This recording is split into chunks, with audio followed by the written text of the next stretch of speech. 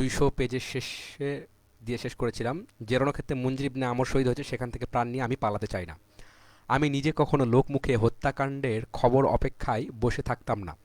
অতঃপর তিনি লড়াই করে শহীদ হলেন। আমর ইবনে উমাইয়াকে কাফিররা আটক ও বন্দী করল। তিনি মুজার গোত্রের লোক। একথা শুনে আমর ইবনে তুফাইল তার কপালে চুল কেটে নিল এবং তার মায়ের একটা দাস মুক্ত করার মানত ছিল মনে করে তাকে সেই বাবদ মুক্তি দিল। তাহলে আমর ইবনে তুফাইল তার কপালে চুল কেটে দিল কে সে? আমর ইবনে উমাইয়াকে। কিন্তু তিনি ছিলেন কি মুদার গোত্রের লোক, সেজন্য কে প্রতিশোধ নেওয়া উচিত। রাসূলুল্লাহ সাল্লাল্লাহু আলাইহি ওয়াসাল্লাম নিকট উপনীত হয়ে আমর ইবনে উমাইয়া সমস্ত ঘটনা জানলেন। রাসূলুল্লাহ সাল্লাল্লাহু আলাইহি সাল্লাম বললেন, তুমি যে দুজনকে হত্যা করেছো তাদের জন্য আমাকে রক্তপণ দিয়াত দিতে হবে। অতঃপর রাসূলুল্লাহ সাল্লাল্লাহু আলাইহি ওয়াসাল্লাম বললেন, এই ঘটনা আবু বারাই ঘটালো।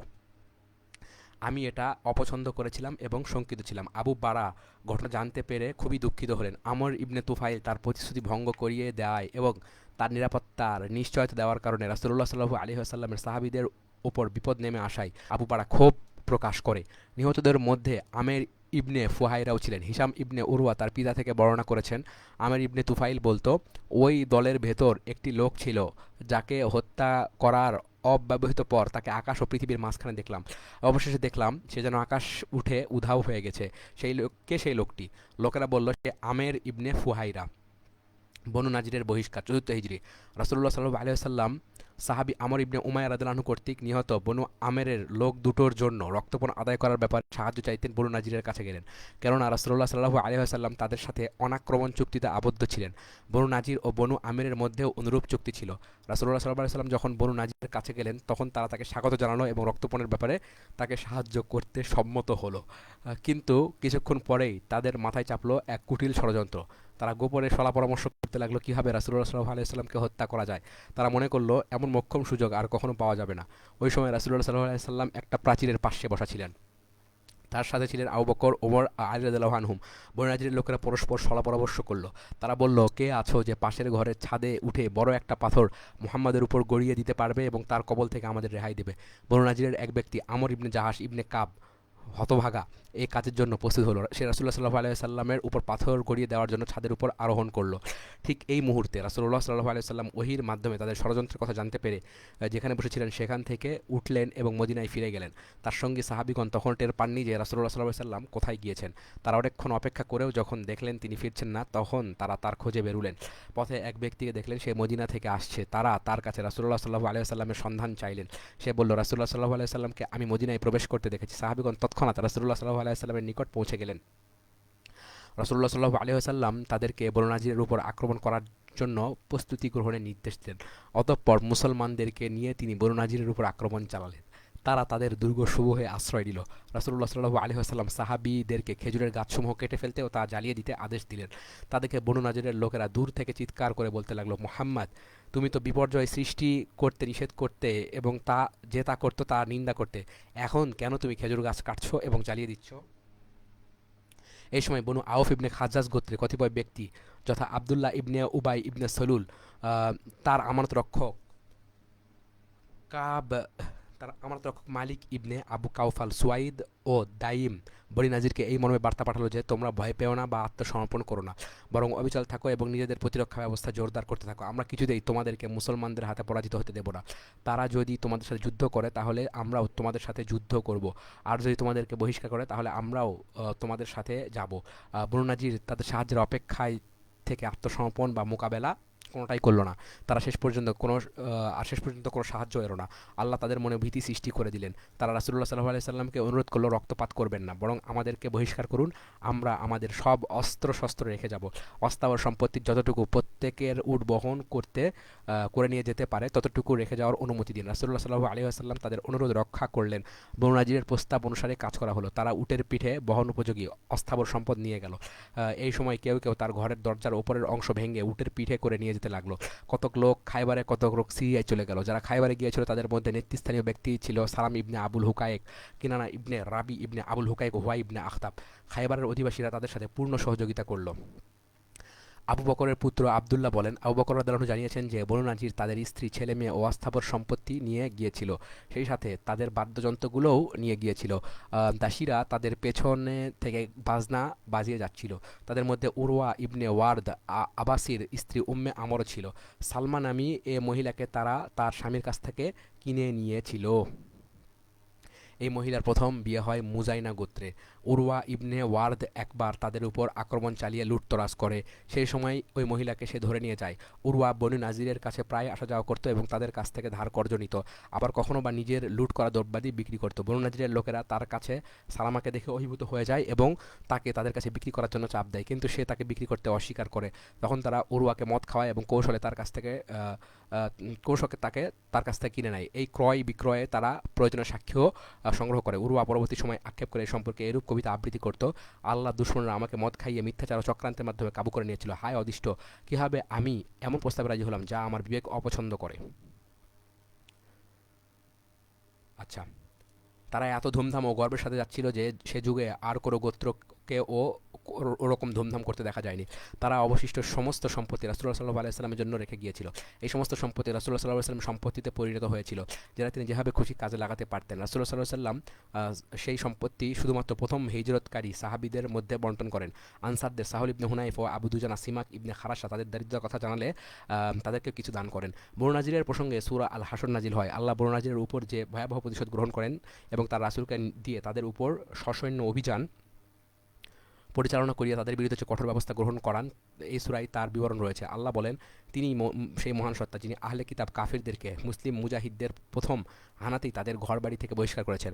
তোমরা ধারণা করতে পারোনি যে তারা বেরিয়ে যাবে, আর তারা মনে করছিল যে তাদের দুর্গগুলো তাদেরকে আল্লাহর হাত থেকে রক্ষা করবে, কিন্তু আল্লাহ তাদের উপর এমনভাবে চড়াও হলেন যে তারা তা কল্পনাও করতে পারেনি। আল্লাহ তাদের মনের মধ্যে ভিতর বাড়ি নিজেদের হাতেও ভেঙেছে, আবার মুমিনদের হাত দিয়েও ভেঙিয়েছে, কেননা তারা নিজেরাই তাদের ঘরের দরজার উপরের অংশ ভেঙে নিয়ে গিয়েছিল। অতএব হে বুদ্ধিমান লোকেরা, শিক্ষা গ্রহণ করো। আল্লাহ যদি তাদের জন্য বহিষ্কারের সিদ্ধান্ত না নিয়ে থাকতেন, যা আল্লাহর পক্ষ থেকে তাদের প্রতি প্রতিশোধী বটে, তাহলে দুনিয়ায় তাদের জন্য শাস্তি দিতেন তরবারি দ্বারা। অধিকন্তু তাদের জন্য পরকালে রয়েছে দোজখের শাস্তি। বহিষ্কার ছাড়াও তোমরা যেসব সতেজ খেজুর গাছ কেটেছো কিংবা শিকড়ের উপর দাঁড়িয়ে থাকতে দিয়েছো, সে উভয় কাজই আল্লাহর অনুমোদিত এবং তা শুধু নাফরমানদের অপদস্থ করার জন্যই। আর তাদের বনু নাজিরের যা কিছু সম্পদ আল্লাহ তার রাসূলের দখলে ফিরিয়ে দিয়েছেন, তা তোমাদের উট ও ঘোড়া দৌড়িয়ে অর্জন করা জিনিস নয়, বরং আল্লাহ তার রাসূলগণকে যার উপর ইচ্ছা পরাক্রান্ত করে দেন।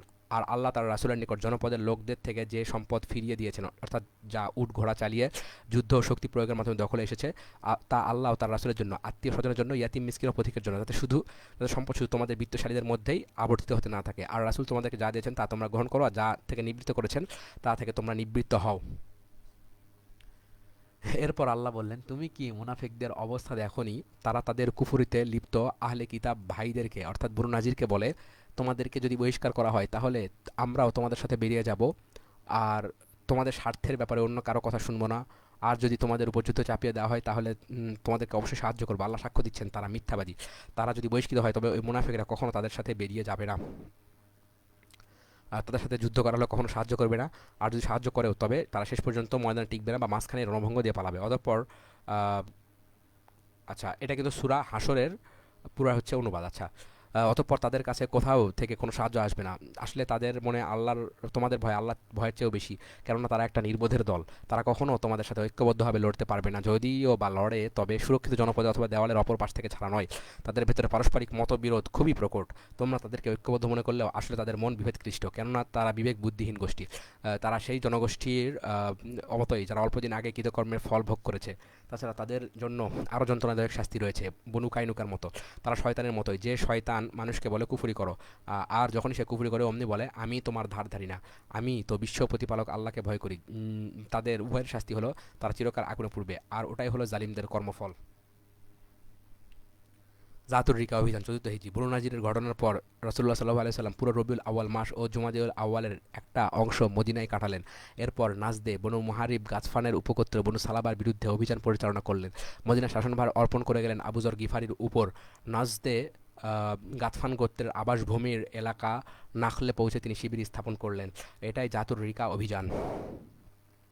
রিকা অর্থ টুকরো কাপড় যা তালি দেওয়ার কাজে ব্যবহৃত হয়। এই নামকরণের কারণ হলো এই অভিযানে তালি দেওয়া পতাকা ব্যবহৃত হয়েছিল।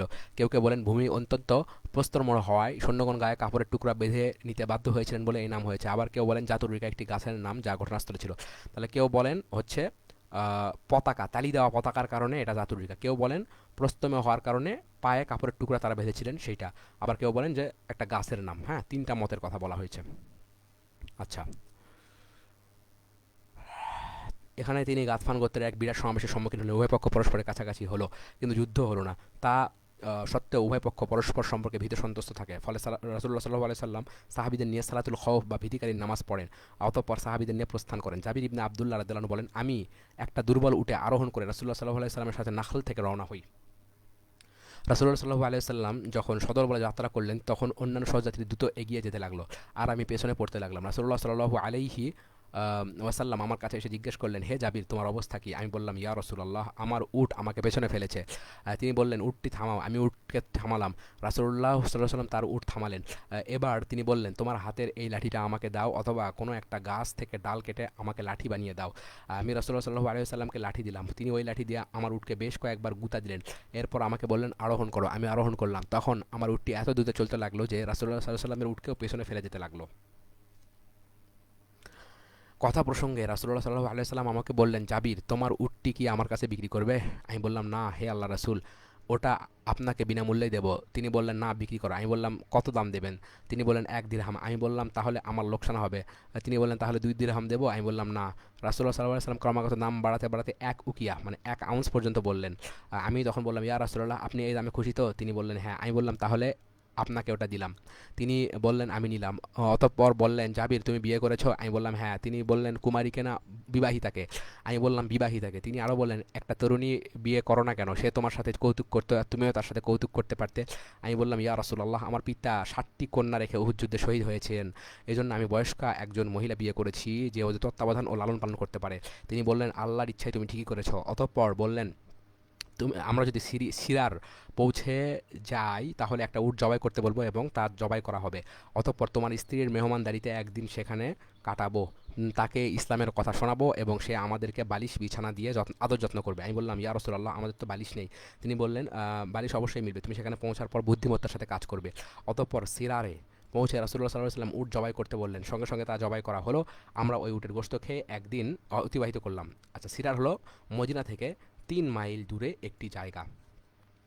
রাসূলুল্লাহ সাল্লাল্লাহু আলাইহি ওয়াসাল্লাম সন্ধ্যাবেলায় বাড়িতে প্রবেশ করলেন। সেই সাথে আমরাও প্রবেশ করলাম। স্ত্রীকে সব ঘটনা এবং রাসূলুল্লাহ সাল্লাল্লাহু আলাইহি ওয়াসাল্লাম আমাকে যা যা বলেছেন তা জানালাম। স্ত্রী তা শুনে বলল, আমার সিদ্ধান্ত শুনে নাও। আমরা রাসূলুল্লাহ সাল্লাল্লাহু আলাইহি ওয়াসাল্লামের সব কথা শুনবো ও মানব। সকালবেলা আমি উটের মাথা ধরে টেনে নিয়ে রাসূলুল্লাহ সাল্লাল্লাহু আলাইহি ওয়াসাল্লামের কাছে গেলাম এবং তার থাকার ঘরের দরজার সামনে বেঁধে রাখলাম। অতঃপর আমি মসজিদে রাসূলুল্লাহ সাল্লাল্লাহু আলাইহি ওয়াসাল্লামের পাশে গিয়ে বসলাম। মসজিদ থেকে বেরিয়ে রাসূলুল্লাহ সাল্লাল্লাহু আলাইহি সাল্লাম উটটি দেখে বললেন, এটা কি? উপস্থিত জনতা বলল, ইয়া রাসূলুল্লাহ, এই উট জাবির নিয়ে এসেছে। তিনি বললেন, জাবির কোথায়? সবাই আমাকে ডেকে তার নিকট হাজির করলো। তখন রাসূলুল্লাহ সাল্লাল্লাহু আলাইহি সাল্লাম বললেন, ভাতিজা, এ উট তুমি নিয়ে যাও, এটা তোমার উট। অতঃপর বিলালকে ডেকে বললেন, জাবিরকে নিয়ে যাও এবং তাকে উটের মূল্য বাবদ 1 উকিয়া দাও। আমি বিলালের সাথে গেলাম। তিনি আমাকে 1 উকিয়ার কিছু বেশি দিলেন। আল্লাহর কসম, উটটি হবে বরাবরই আমার সমৃদ্ধি সাধন করে আসছিল এবং আমার বাড়িতে তার গুরুত্ব মর্যাদা স্বীকার করা হতো। নাজদের প্রস্তরপূর্ণ রণাঙ্গন থেকে ফিরবার পথে তার সাথে যে ঘটনা ঘটে, এটা সেই মর্যাদারই সর্বশেষ প্রতিফলন। জাবের রাদিয়াল্লাহু আনহু আরও বলেন, জাতুরিকা অভিযান শেষে নাখল থেকে আমরা রাসূলুল্লাহ সাল্লাল্লাহু আলাইহি ওয়াসাল্লামের সাথে রওনা হলাম। এই সময় একজন মুসলমান জৈনক মুশরিকের স্ত্রীর সাথে দুর্ব্যবহার করে। রাসূলুল্লাহ সাল্লাল্লাহু আলাইহি ওয়াসাল্লাম সদল বলে রণাঙ্গন থেকে প্রস্থান করলেন। তার স্বামী বাড়িতে ফিরল। ইতিপূর্বে সে অনুপস্থিত ছিল। সে যখন তার স্ত্রীর প্রতি দুর্ব্যবহারের খবর শুনল, তখন কসম খেয়ে প্রতিজ্ঞা করল, মুহাম্মদ সাল্লাল্লাহু আলাইহি ওয়াসাল্লামের সহচরদের একজনকে অন্তত হত্যা না করে সে ক্ষান্ত হবে না। সে রাসূলুল্লাহ সাল্লাল্লাহু আলাইহি ওয়াসাল্লামের পদচিহ্ন অনুসরণ করে চলতে লাগলো। রাসূলুল্লাহ সাল্লাল্লাহু আলাইহি ওয়াসাল্লাম এক জায়গায় পৌঁছে যাত্রাবিরতি করলেন। অতঃপর বললেন, আজ সারা রাত জেগে কে আমাদের পাহারা দিতে প্রস্তুত আছে? একজন মুহাজির ও একজন আনসার রাজি হলেন। রাসূলুল্লাহ সাল্লাল্লাহু আলাইহি ওয়াসাল্লাম তাদেরকে পাহাড়ের গুহার মুখে পাহারায় নিয়োগ করলেন। সাহাবীদ্বয় নিজেদের মধ্যে আপোষে রাতটি এভাবে ভাগ করে নিলেন যে রাতের প্রথম ভাগ পাহারা দেবেন আনসারী এবং শেষের ভাগ মুহাজির। সেই অনুসারে মুহাজির প্রথম রাত ঘুমালেন এবং আনসারী দাঁড়িয়ে নামাজ পড়া শুরু করলেন। মুশরিক ঘাতক গভীর রাতে সেখানে এসে উপনীত হলো। নামাজ আদায়রত আনসারীকে দেখে সে বুঝতে পারল যে তিনি মুসলমানদের পাহারাদার। তৎক্ষণাৎ সে তাকে লক্ষ্য করে তীর নিক্ষেপ করে তার দেহ ভেদ করল। অতঃপর সে ওই তীর দেহ থেকে টেনে বের করে নিজের কাছে রেখে দিল। তা সত্ত্বেও তিনি অবিচলিত রইলেন এবং নামাজ অব্যাহত রাখলেন। এরপর সে আরও একটা তীর নিক্ষেপ করল এবং সেটিও তার দেহ ভেদ করলো। অতঃপর ঘাতক তাও তার দেহ থেকে টেনে বের করে নিজের কাছে রেখে দিল। তা সত্ত্বেও তিনি নামাজে অবিচল রইলেন। তারপর সে তৃতীয় তীর নিক্ষেপ করলো। এই তীরও ওই সাহাবীর দেহ ভেদ করলো। ঘাতক তার টেনে বের করে নিজের কাছে রেখে দিল। এবার তিনি রুকু ও সেজদা শেষ করে নামাজ শেষ করলেন এবং তার সঙ্গীকে জাগালেন। তাকে বললেন, উঠে বসো, ঘাতক আমাকে জখম করে অচল করে ফেলেছে। সঙ্গে সঙ্গে মুহাজির লাফিয়ে উঠে দাঁড়ালেন। ঘাতক উভয়কে দেখে বুঝল যে তারা তার উপস্থিতি টের পেয়ে সাবধান হয়ে গেছে, তাই সে পালিয়ে গেল। মুহাজির সাহাবী আনসারীর রক্তাক্ত দেহ দেখে বললেন, সুবহানাল্লাহ, আপনি আমাকে প্রথম তীরের আঘাতেই জাগালেন না কেন? আনসারী সাহাবী বললেন, আমি নামাজে একটি সূরা পড়ছিলাম। সূরাটি শেষ না করে নামাজ ভঙ্গ করতে ইচ্ছা করছিল না, কিন্তু শত্রু অব্যাহতভাবে তীর নিক্ষেপ করতে থাকা আমি রুকু সিজদা করে আপনাকে ডাকলাম। আল্লাহর কসম, রাসূলুল্লাহ সাল্লাল্লাহু আলাইহি ওয়াসাল্লাম আমাকে যে পাহারার দায়িত্ব দিয়েছিলেন সেই দায়িত্ব পালনে ব্যর্থ হব এই আশঙ্কা যদি না থাকতো তাহলে আমি খুন না হওয়া পর্যন্ত নামাজ ভঙ্গ করতাম না। ইবনে ইসহাক বলেন, রাসূলুল্লাহ সাল্লাল্লাহু আলাইহি ওয়াসাল্লাম জাতুরিকা অভিযান শেষে মদিনায় প্রত্যাবর্তন করেন এবং রজবের শেষ পর্যন্ত সেখানে অবস্থান করেন। দ্বিতীয় বদর অভিযান, চতুর্থ হিজরি সন। আবু সুফিয়ানের চ্যালেঞ্জের সময় ঘনিয়ে আসায় নবী সাল্লাল্লাহু আলাইহি ওয়াসাল্লাম শাবান মাসে আবার বদর অভিমুখে বেরুলেন। উল্লেখ্য যে এ সময় তিনি আনসারী সাহাবী আবদুল্লাহ ইবনে উবাই ইবনে ইসরুলকে মদিনার শাসন ভার দিয়ে যান। মানে হচ্ছে আবদুল্লাহ ইবনে উবাই ইবনে আবদুল্লাহ ইবনে সুলুল। আচ্ছা আচ্ছা, মানে হচ্ছে ওনার নাতি আর কি, মানে মুনাফিক কিন্তু না, মনে রাখতে হবে। সেখানে গিয়ে শিবির মানে, আচ্ছা আবার একটু দেখে নিই এটা। আবদুল্লাহ ইবনে উবাই, হ্যাঁ আবদুল্লাহ ইবনে উবাই ইবনে আবদুল্লাহ ইবনে সুলুল। হ্যাঁ ঠিক আছে, আবদুল্লাহ ইবনে উবাই ইবনে আবদুল্লাহ ইবনে সুলুল, মানে আবদুল্লাহ মুনাফিক, মুনাফিক ছিলে। ওদিকে রাসূলুল্লাহ সাল্লাল্লাহু আলাইহি সাল্লাম আবু সুফিয়ান কর্তৃক নির্ধারিত সময়ের অপেক্ষায় বদরের প্রান্তে বসে প্রহর গুনতে লাগলেন। এই সময় মাখশা ইবনে আমর দামরি তার কাছে এলো। ওয়াদ্দান অভিযানে এই ব্যক্তি বনু দামরা গোত্রের পক্ষে রাসূলুল্লাহ সাল্লাল্লাহু আলাইহি ওয়াসাল্লামের সাথে সন্ধি করেছিল। কে? মাখশা ইবনে আমর দামরি। সে বলল, হে মোহাম্মদ, আপনি কুরাইশদের মোকাবেলা করতে এই জলাশয়ের পাশে এসেছেন? রাসূলুল্লাহ সাল্লাল্লাহু আলাইহি সাল্লাম বললেন, সত্যি তাই হে বনু দামরার ভাই। এ অবস্থা দেখেও তুমি যদি চাও তবে তোমাদের সাথে আমাদের যে সন্ধি আছে তা প্রত্যাহার করে যুদ্ধ করতে আমরা প্রস্তুত। যুদ্ধের মাধ্যমে আল্লাহ তোমাদেরও আমাদের ভাগ্য নির্ধারিত করে দিন, তা চাইলে তাতে আমাদের অমত নেই। সে বলল, না হে মোহাম্মদ, আল্লাহ শপথ, আমাদের তাতে কোনো প্রয়োজন নেই। রাসূলুল্লাহ সাল্লাল্লাহু আলাইহি সাল্লাম আবু সুফিয়ানের জন্য অপেক্ষা করতে লাগলেন। এ সময় মাবাদ ইবনে আবু মাবাদ আল খুজাই তার কাছ দিয়ে যাচ্ছিল। সে রাসূলুল্লাহ সাল্লাল্লাহু আলাইহি সাল্লামকে উপস্থিত দেখতে পেয়ে নিম্নলিখিত কবিতা আবৃত্তি করতে করতে দ্রুত উঠ হাঁকিয়ে চলে গেল। আমার উট মুহাম্মাদের ও মদিনার কালো কিশমিশ সদৃশ খেজুরের সান্নিধ্যের প্রতি বিতৃষ্ণ। সে চলেছে তার বাপের পুনর রসম রেওয়াজের প্রতি অনুগত হয়ে। কুদাইদের জলাশয়ে আজকে এবং দাজনাদের জলাশয়ে কালকে বিকালের মধ্যে তাকে পৌঁছে যেতেই হবে। কুদাইদ মক্কার নিকটবর্তী একটি জায়গার নাম। আচ্ছা, আর সাহাবী আবদুল্লাহ ইবনে রাওয়াহা আবু সুফিয়ানের অনুপস্থিতিকে লক্ষ্য করে নিম্ন কবিতা আবৃত্তি করেন। আবু সুফিয়ানের সাথে বদর প্রান্তরে মুখোমুখি হবার জন্য আমরা ওয়াদাবদ্ধ ছিলাম, কিন্তু তার ওয়াদার সত্যতা পেলাম না এবং সে ওয়াদা রক্ষাকারী নয়। কসম করে বলছি, তুমি যদি ওয়াদা রক্ষা করতে হে আবু সুফিয়ান ও আমাদের মুখোমুখি হতে, তাহলে ধিক্কিত ও তিরস্কৃত হয়ে ফিরে যেতে বাধ্য হতে এবং তাদের মৃত্যুকেও হাতছাড়া করে ফেলতে। এই বদর প্রান্তরে আমরা উতবা ও তার ছেলের অঙ্গপ্রত্যঙ্গ ফেলে দিয়েছি, আবু জাহেলের লাশও এখানে রেখে গিয়েছি। তোমরা আল্লাহ রাসূলকে অমান্য করলে, তোমাদের ধর্মমত এবং তোমাদের কুৎসিত ও বিভ্রান্তিকর কর্মকাণ্ডকে ধিক। তোমরা আমাকে যতই ভর্ৎসনা করো, তবুও বলবো রাসূলুল্লাহ সাল্লাল্লাহু আলাইহি ওয়াসাল্লামের জন্য আমার ধনজান সবই কুরবানকৃত। আমরা তার অনুগত, তাকে ছাড়া কাউকে কোনো অঙ্গীকার দিই না। তিনি আমাদের জন্য অন্ধকার রাতের দিশারি ধ্রুব নক্ষত্র। দুমাতুল জান্দাল অভিযান, পঞ্চম হিজরি রবিউল আউয়াল। বদরের দ্বিতীয় অভিযানের পর রাসূলুল্লাহ সাল্লাল্লাহু আলাইহি ওয়াসাল্লাম মদিনায় ফিরে যান এবং সেখানে এক মাস অর্থাৎ জুলহাজ মাসের শেষ পর্যন্ত অবস্থান করেন। মুশরিকরা এ বছর হজ বর্জন করে। এটা ছিল রাসূলুল্লাহ সাল্লাল্লাহু আলাইহি ওয়াসাল্লামের মদিনা আগমনের চতুর্থ বছর। অতঃপর রাসূলুল্লাহ সাল্লাল্লাহু আলাইহি ওয়াসাল্লাম দুমাতুল জান্দালে সামরিক অভিযান পরিচালনা করেন। সেখানে কোনো সংঘর্ষ তো হয়নি, এমনকি তাকে সেই স্থান পর্যন্ত যেতেও হয়নি। তিনি মদিনায় ফিরে এসে সেখানেই বছরের বাকি সময় কাটিয়ে দেন। পঞ্চম হিজরি খন্দক যুদ্ধ, পঞ্চম হিজরি শাওয়াল। পঞ্চম হিজরি সনের শাওয়াল মাসে খন্দক যুদ্ধ সংঘটিত হয়। এই যুদ্ধের পটভূমি হলো বনু নাজির ও বনু ওয়ালিদের ইহুদিদের একটি সম্মিলিত প্রতিনিধি দল মক্কা গিয়ে কুরাইশদেরকে মদিনার উপর হামলা চালিয়ে রাসূলুল্লাহ সাল্লাল্লাহু আলাইহি ওয়াসাল্লামকে নিশ্চিহ্ন করে দেওয়ার আহ্বান জানায় এবং এ কাজে তাদের পূর্ণ সহযোগিতার আশ্বাস দেয়। এ দলের মধ্যে উল্লেখযোগ্য লোক ছিল বনু নাজির গোত্রের সালাম ইবনে আবুল হুকাইক, হুয়া ইবনে আখতাব, কিনানা ইবনে আবুল হুকাইক এবং ওয়াইল গোত্রের হাউজা ইবনে কায়েস ও আবু আম্মার। তারা আরবের বহু সংখ্যক গোত্রকে ঐক্যবদ্ধ করে রাসূলুল্লাহ সাল্লাল্লাহু আলাইহি ওয়াসাল্লামের বিরুদ্ধে আক্রমণ চালাতে প্ররোচিত করে। কুরাইশরা তাদেরকে বলল, ইহুদিগণ, তোমরা প্রথম কিতাবের অধিকারী, আমাদের সাথে মুহাম্মাদের যে বিষয় নিয়ে মতভেদ তা তোমরা ভালো করেই জানো। তোমরাই বলো আমাদের ধর্ম ভালো না মুহাম্মাদের ধর্ম ভালো। তারা বলল, তোমাদের ধর্ম মুহাম্মাদের ধর্মের চেয়ে শ্রেষ্ঠ এবং তোমরা সত্যের নিশানবাহী। তাদের সম্পর্কে আল্লাহ তাআলা সূরা নিসার এই আয়াতগুলো নাজিল করেন। তুমি কি সেই কিতাবধারীদের দেখোনি যারা মূর্তি ও খোদাদ্রোহী শক্তিকে মানে এবং কাফিরদেরকে মুমিনদের চেয়ে বেশি সুপথপ্রাপ্ত বলে অভিহিত করে? তারাই আল্লাহর অভিশাপগ্রস্ত। আর যারা আল্লাহর অভিশপ্ত তাদের কোনো সাহায্যকারী কখনো মিলবে না। তাদের কি আল্লাহর রাজত্বে কোনো অংশ আছে যে তারা মানুষকে তা থেকে কণা মাত্র দেবে না? নাকি তারা মানুষকে আল্লাহ যে অনুগ্রহ প্রদান করেছেন অর্থাৎ নবুয়াত তার ব্যাপারে হিংসা করে? আমি ইব্রাহিমের বংশধরকে তো কিতাব ও তত্ত্বজ্ঞান দান করেছি এবং তাদেরকে বিরাট রাজত্ব দিয়েছি। তাদের কেউ কেউ তার উপর ঈমান এনেছে, আবার কেউ কেউ তা গ্রহণ করতে মানুষকে বাধা দিয়েছে। তাদের জ্বালানোর জন্য জাহান্নামই যথেষ্ট।